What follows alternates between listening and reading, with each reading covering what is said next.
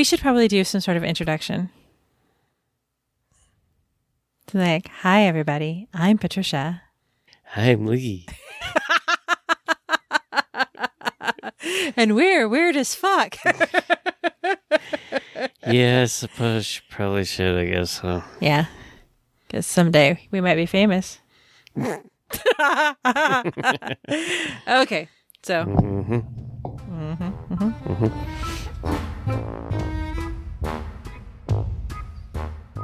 Welcome back to this episode of Weird as Fuck. That's my radio voice. I'm learning about the art of negotiation, and he recommends using the nighttime FM DJ voice to help calm people down. Yeah, you want to get talked to like that. Whenever I use this voice on the phone, men say really lewd things to me, so I tend not to do it. You'd be amazed. Oh my God. I worked in a call center years ago. And the things that men will say to you on the phone are just... I often felt like I needed a shower when I got home. Anyway. So... Because men are pigs. Some men. I mean, not all men. I mean, I know. There are equally vile women out there, too. I think that people on the internet and on the phone just feel empowered to say things that they wouldn't say to my face. So it would poke you in the eye. That's the way everything is now. It's on the internet. They feel like they're badass because they can say whatever they want. Yeah, can it, neckbeard. Anyway, so I was reading online, and this article came across my desk about the Navy's UFO patents. And I thought, okay, what? And apparently, they had received a patent for a fusion reactor.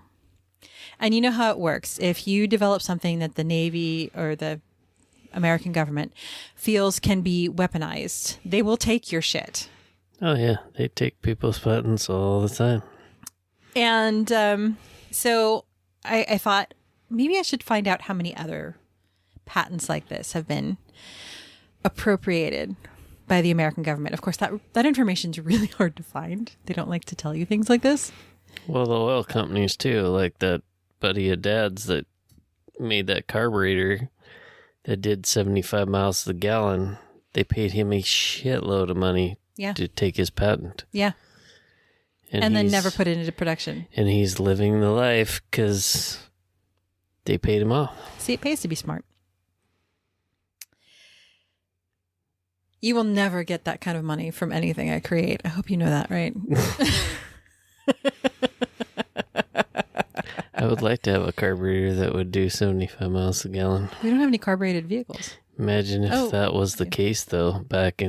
This was back in like the 70s, 80s when he made that carburetor. Mm-hmm. Imagine if it would have actually made it out in production. I know. We'd be paying $30 a gallon for a fucking gas. Yeah. Either way, they make their money. You know, I'm not a conspiracy theorist, but I understand the way these companies work, and I know that they artificially inflate these prices because it helps their bottom line. They don't care what it does to our pocketbooks or our environment. That has been abundantly proved. Oh, yeah. But that's not the topic of this. We've been talking now for 3.5 minutes about our mutual love of the government. But anyway, so I went down a rabbit hole, and instead of falling into a pile of confiscated patents, I fell into a heap of really weird shit. People have patented some really, really insane stuff. And I thought I would share with you 10 of my favorites. Yeah, I saw some weird shit when I was doing patent searches. It's like, what the fuck is this shit? And they got a patent for it. And you just have to prove that it's different and it works. Yeah. So, yeah, I went to several sources, including the USPTO, the Patent and Trademark Office, and Mental Floss. Thank you very much for compiling.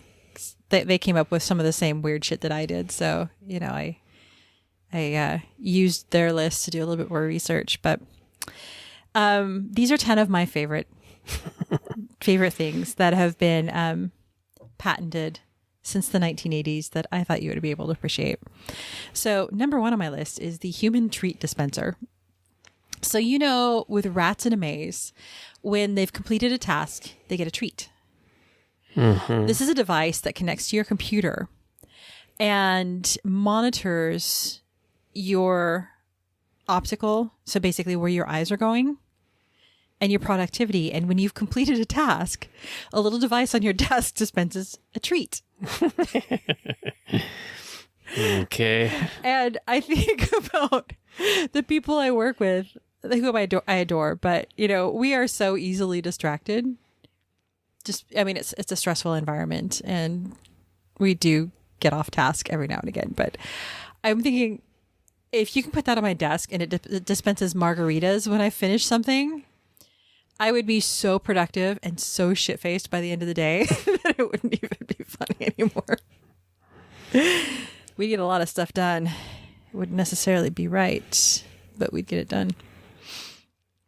So yeah, a human treat dispenser. If you want to feel like a rat in a maze, it is U.S. patent number 5823386A. And that was put out in 1998, by the way. So it's fair. I want to say that's recent. 1998 feels like last week, but it's like 22 years ago. And it's not in production. Where's mine? There's tons of shit that aren't production. Yeah. Like that fishing rod I thought up. I finally found the exact copy of what I thought up. It'd been there for only a couple of years. Yep. And it's been, 10 years or more since then, and never seen it in production. Which is a shame because it's a good design. Yeah. So, number 2 is the daddle, which I thought was hysterical and such poor design that I had to share it with you. So, when the kids were little, you know how little kids are. They are abundant energy until you go for a walk or you go somewhere, and then suddenly they're little limp biscuits that you have to carry everywhere. Mm-hmm. It's inevitable. They'll run around the house for hours. Exactly. Bouncing off the furniture and your last nerve. Now they make carriers for babies and infants and even small toddlers, but there's nothing to make it easier to carry a larger child. You just have to manage with a stroller if you're going someplace that you can get a stroller into. Well, some enterprising inventor invented the daddle. What it basically is if you could imagine like a leather weightlifting belt that goes around your lower waist and hips, and it's got little stirrups that you can adjust. So the child stands in the stirrups and holds on to you and you walk. So now the obvious problem with this is that there's no way to restrain the child. So if they let go, they're going ass over tea kettle back onto whatever hard surface you're walking on. Yeah. Also, their little snotty faces are in your hair, as are their sticky fingers. And they're going to want snacks. And they're going to whisper at top volume into your ear because that's what small children do. They're going to pull your hair, yank your jacket. Yeah, strangle you with your own There's clothing. nothing good about that idea. There's such a bad design. And I laughed and laughed and laughed because I could just see all the ways that this was going to go wrong. Oh, God. Starting with the obvious brain damage the child is going to suffer when it goes headfirst into the pavement. But yeah, the daddle received patent number 6241136B1 on June 5th, 2001. So that was in this century that somebody decided this was a good idea. Yeah. I mean, luck. obviously it's better on your back and shoulders than, packing them around, but that's about the only good thing about this design. That would be really uncomfortable, having that all around your belly, pulling on it. That's not good. There's nothing good about it. I think we've established that I thought it was a bad design. That just would not go well in any way, shape, or form. Here's another one that is perfect for the era of COVID that I laughed my ass off when I saw this one too. And it's the greenhouse helmet. So it starts out with the brilliant idea of putting a plastic bag on your head while you're walking. Oh, which God. is fantastic. But the greenhouse helmet, it has little shelves in it. So you can put little plants, because that won't obscure your vision at all. And these little plants are supposed to take in your carbon monoxide that you breathe out, or carbon dioxide, sorry. And then they excrete oxygen. So you always have fresh oxygen, right? So you can walk outside in the rain. Your head's not going to get wet. You're going to get fresh air regardless of the pollution around you. And you're going to nurture these little plants. Do you have any idea how much plants would actually take to make enough oxygen to breathe? Yeah. So Great way to kill somebody. yeah. Well, I mean, like I said, in the era of COVID, at least your face is covered, so you're not breathing on people, but you're going to die. Yeah. You're going to pass no out doubt. from oxygen deprivation by the time you get to the end of the block. I saw something similar to this actually on Facebook, only the thing the guy had on was huge. It was like halfway down his chest and it was open at the bottom. So he had air circulating in. So there was that. But the images that they've got in the patent, it just covers the head. And I was thinking that this is like something out of Saw, honestly. And in the design drawings, they have cacti in there. So I'm thinking you're going to pass out from oxygen deprivation. You're going to get a cactus in your eye. It's just so bad. That one gave me a giggle. But Genius. on August 12th, 1986, it received U.S. patent number 4605000A. And how could they prove that worked? It doesn't have to be a good idea. It just has to be an original idea. It's a greenhouse hat. The premise is that it will produce oxygen. But mostly it's just a greenhouse hat. They take anything because they get shitloads of money from each one of these patents. These people pay shitloads of money. And the people that make the patents know that they ain't going to do shit. Oh, they're probably But laughing they're as hard as just I was. getting the money stacked away because that's how they make tons of money. And then if it's a good idea, they just change it a little bit and make another patent and steal it from you. So the whole thing's a fucking worthless piece of shit. We love our government so much. Yes. Number 4 on my list are air-conditioned shoes. So the premise of this is that there's a sensor in the shoe, and when your feet get hot, there's a little fan in the heel of the shoe that blows cool air in to cool your feet off. And when the weather's cold outside, it can reverse and it can bring in warm air it'll warm your feet. Now, the obvious problem with this is when you're blowing air into a shoe, that air has to come back out, right? Otherwise, your shoe's just going to inflate. So while you're enjoying nice, cool Tootsies, everyone around you gets to smell your hot, sweaty feet. Mm-hmm. Which to me is just a reason to stomp on your coworker's foot so you can break the shoe and they'd have to go change their feet. But I can't imagine anything worse, honestly, than sitting next to somebody who's blowing stinky feet on me while I'm trying to work. Smell it. I don't even like to sit next to people who've had shoes on and taken them off. Yeah, it's gross. Remember that time we went to the theater? We were at the Omnimax and that lady next to me took her shoes off and wouldn't put them back on, even though I told her I could smell her feet and it was gross. She didn't give a fuck. That was pretty much it. All I could smell was foot and patchouli. Not all that. You know, I don't want to say that hippies are smelly, but she was a smelly hippie. She was. There was plenty of smelly hippies. Well, it's Portland, so what are you going to do? So it was a bad idea. It was a simple idea, but it was a really bad idea that received patent number 5375430A on December 27th, 1994. Be nice to cool your feet off.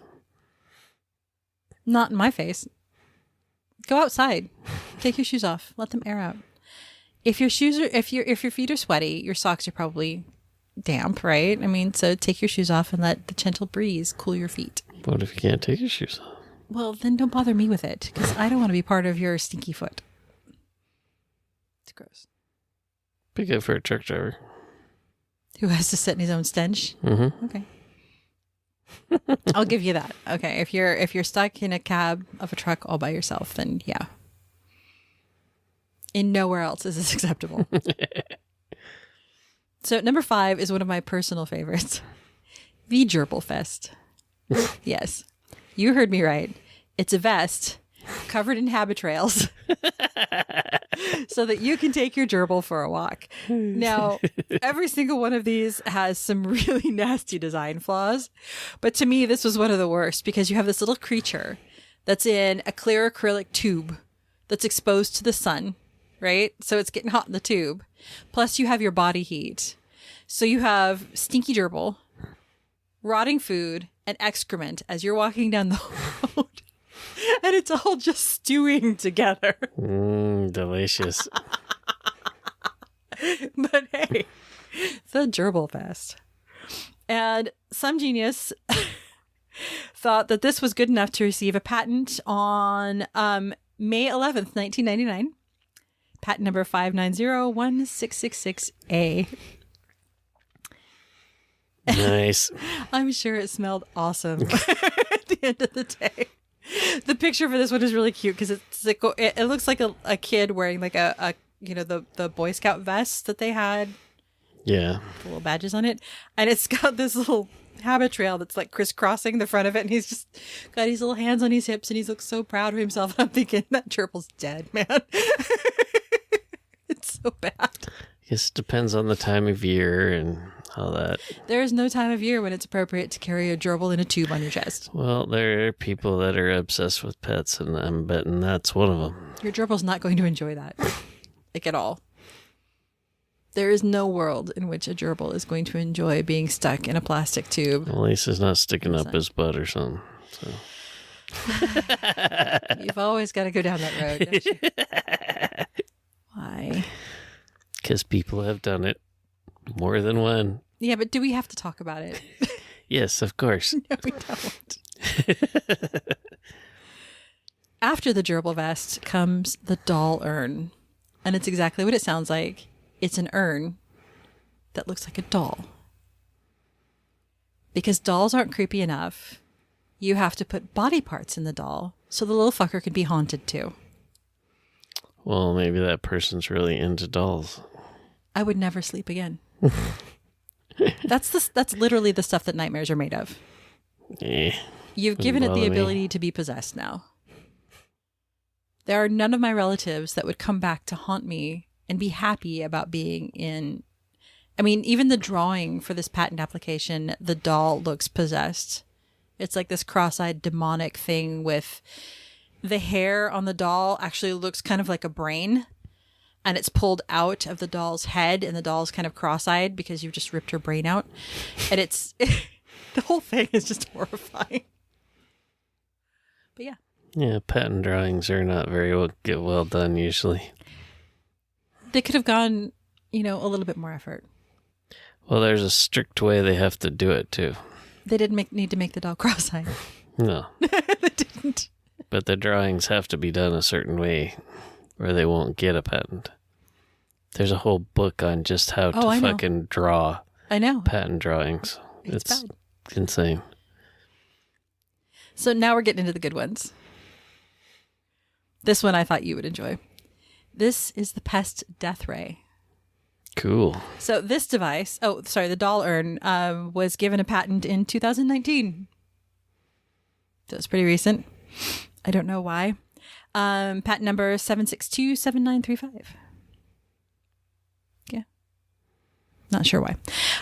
Pest Death Ray. So this is actually one of the more complex devices on our list, and it essentially can be programmed to detect a particular kind of pest, whether it be animal or vegetable. So you can do gophers or dandelions, your choice. And this is where it gets interesting. Once properly identified, the death ray blasts the offending creature or plant with a powerful dose of localized radiation, which I'm sure is perfectly safe and won't create any kind of mutated creature that will appear in Rob Zombie's next movie.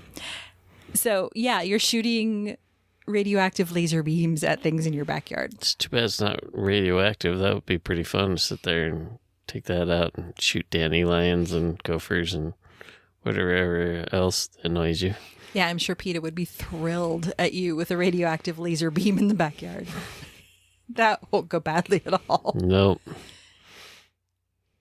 Our entire backyard is glowing from space. You know, somebody would do it to their neighbor's dog, too, or something. Somebody being you. Yeah, I wouldn't kill the dogs, but I've thought about it. Blasting them with a laser beam. It goes back to our episode on fetishes. Just because you think about something doesn't mean you're actually going to do it, right? No, or all our neighbors' dogs would be dead by now. I just want them to stop barking so I can go outside again. That's what I mean. They never stop barking. So this one was given patent number 6647661 on 11/18/2003. So in November of 2003, somebody patented a death ray for varmints. And no, you can't buy one. This one I thought would be a favorite of yours. It's a boob pillow. Yes, it's a pillow with boobs. Designed to look and feel like women's actual boobs. And yeah, this one's actually out on the market. I was going to say that one went out on protection because I've seen them. Yeah, it's one of those things. It's a novelty item. It was designed, and the patent application describes it as being a comfort device. So in their patent drawing, they actually have a baby sleeping on the pillow, like between the boobs. Boobies are comfortable. I guess so. I wouldn't know. I do. Thank you for sharing that. But this one just cracked me up because, I mean, it's this great pillow with these two anatomically correct boobs. And there's just a baby sleeping peacefully. And, you know, it's actually an interesting patent application because it's not what the pillow is obviously being used for now.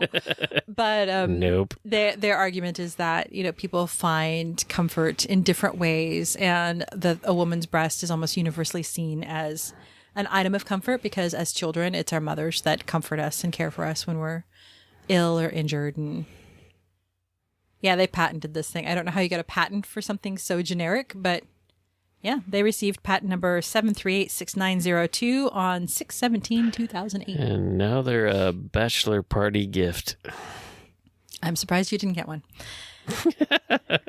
I didn't get a bachelor party. No, you're going to spend the evening with your Because grandma? my grandma came over. So everybody had to cancel their bachelor party for me, and I hung out with my grandma. And I went and got drunk with the girls. Yeah, you partied. I didn't get to do shit. That was the night that I learned that Randy snores. Love you, Randy. Okay, so yeah, that's the boob pillow. Another favorite on the list, number 9, is the human slingshot. Apparently, there are several patents for the human slingshot. Many of them don't function as advertised, and people have, not surprisingly, gotten injured.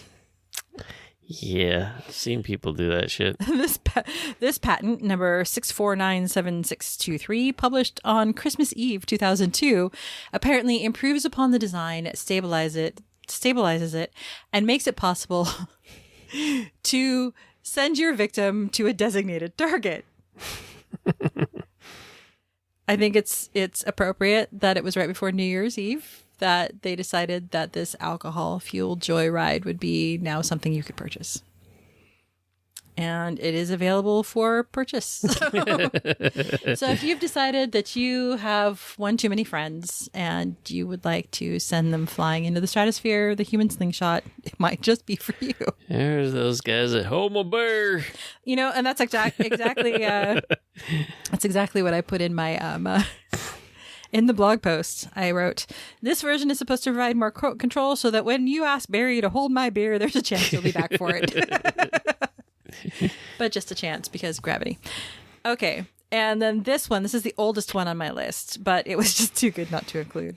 This is patent number 256265. So it's an old one.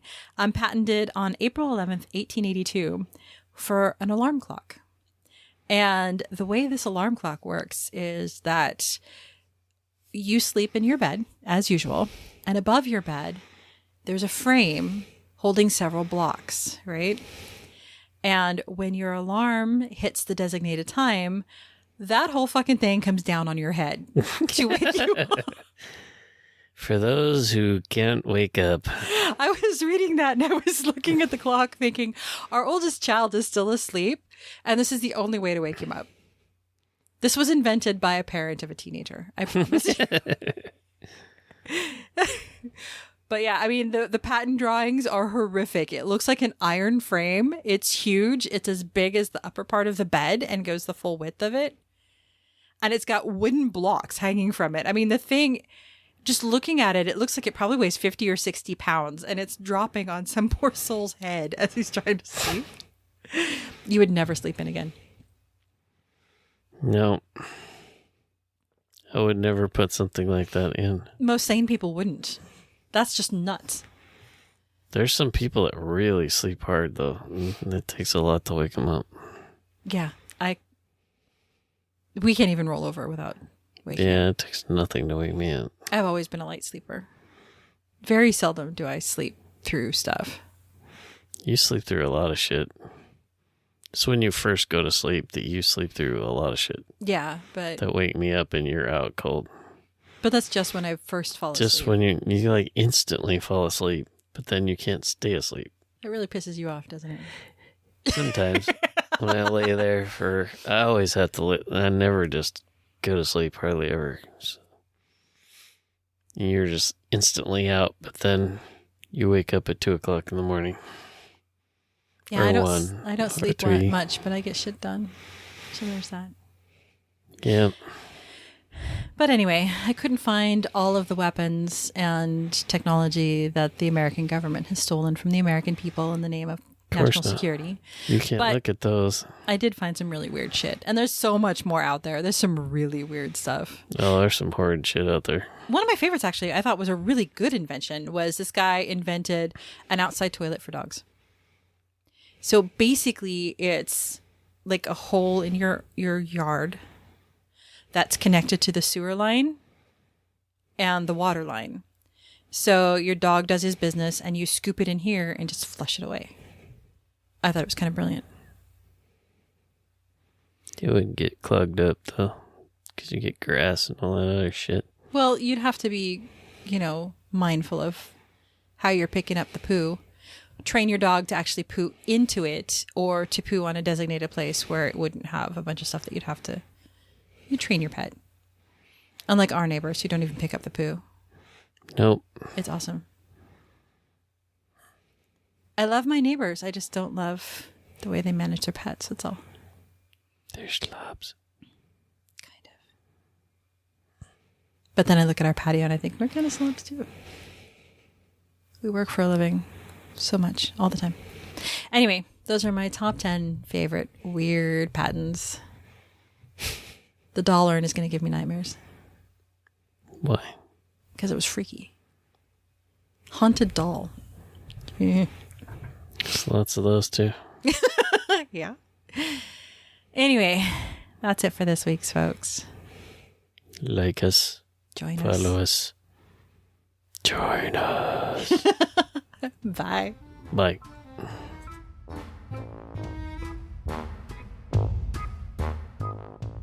Want to stay connected between shows? You can find us on Instagram at WeirdAsFCKPodcast, on Twitter at WeirdAsFuckPod1, on Facebook at WeirdAsFCKPodcast. Send us an email at weirdasfckkpodcast@gmail.com, or come on over to our website at www.weirdasfck.com. There you can check out our blog, pick up some merch, look over our sources, and even share your weird experiences. You might even make it on a future episode. We would love to hear from you. Until then, tune in and keep it weird.